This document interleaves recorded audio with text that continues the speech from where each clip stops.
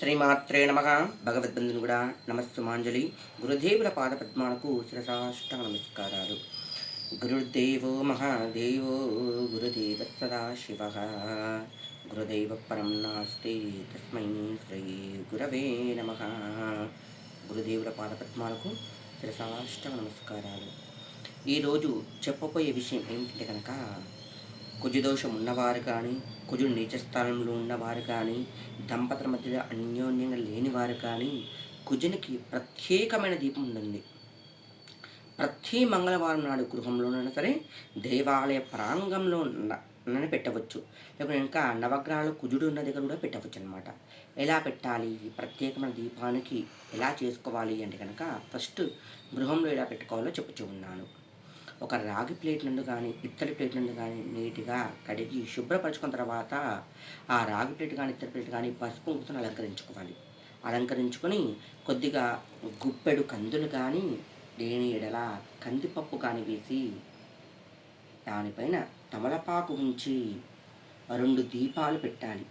పిండి దీపాలు పెడితే కనుక చాలా శ్రేయస్కరము. ఒకవేళ కనుక కాదు అనుకుంటే మట్టి ప్రమిదలు పెట్టండి. పెట్టి ఎర్రని ఒత్తులు కానీ, లేని ఎడల కొద్ది కుంకుమద్ది ఇలా చేశారనుకో ఎర్రని ఒత్తులు అయిపోతాయి. అవి వేసి ఆవు నెయ్యితోని దీపారాధన చేయాలి.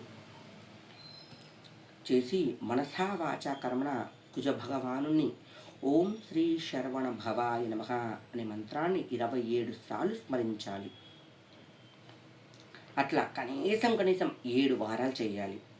దేవాలయంలోనైతే కనుక, నవగ్రహాల దగ్గర అయితే కనుక, కుజగ్రహం దగ్గర ఎర్రని కుంకుమతోని పూజ చేయాలి స్వామివారికి. చేసి ఎర్రని పండ్లు, దానిమ్మ పండ్లు కానీ, స్ట్రాబెర్రీ కానీ, చెర్రీస్ కానీ, లేని ఎలాంటి ఎర్రని పదార్థాలను నివేదించి, ఒక తమలపాకు పెట్టేసి దానిలో గుప్పెడు కందులు పోసి మట్టి ప్రమిద పెట్టి, ఒకటే పెట్టాలి గుళ్ళో అయితే కనుక, ప్రమిద పెట్టేసి అందులో ఆవు నెయ్యి పోసి దీపారాధన చేయాలి. దీపారాధన చేసి 7 ప్రదక్షిణ చేసుకొని, మళ్ళీ 2 ఉల్టా ప్రదక్షిణ చేసుకొని, ఆంజనేయ స్వామి కానీ శివాలయ దర్శనం చేసుకొని గృహానికి రావాలి. ఒకవేళ కనుక సుబ్రహ్మణ్యేశ్వర స్వామి దగ్గర కుజదోష పరిహారంగా చేస్తున్నారనుకో, వారు ఏం చేయాలంటే కనుక, సుబ్రహ్మణ్యేశ్వర స్వామికి నీట్గా అలంకరించుకోవాలి. పంచామృతాలు కానీ, లేకుంటే నీళ్ళతో కానీ, పాలతో కానీ అభిషేకం చేసిన తర్వాత ఎర్రని వస్త్రాన్ని స్వామివారికి కట్టాలి. కుజదోషం ఉన్నవారు వస్త్రాన్ని కట్టేసి స్వామివారికి ఒక 3 గుప్పెళ్ళ కందులు కానీ, కందిపప్పు కానీ పోసి, దానిపైన తమలపాకు ఉంచి ఆవు నెయ్యితోని దీపారాధన చేయాలి. చేసి సుబ్రహ్మణ్యేశ్వర స్వామి అష్టకాన్ని చదవాలి.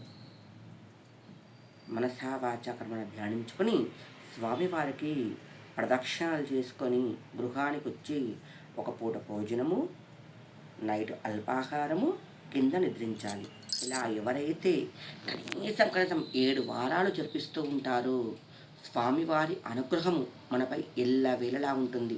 కావున ప్రతి ఒక్కరు కూడా తెలుసా, ఆ సుబ్రహ్మణ్యేశ్వర స్వామికి కృపకు పాత్ర కాగలని మనసా వాచా కర్మణ ధ్యానిస్తూ ఉన్నాను.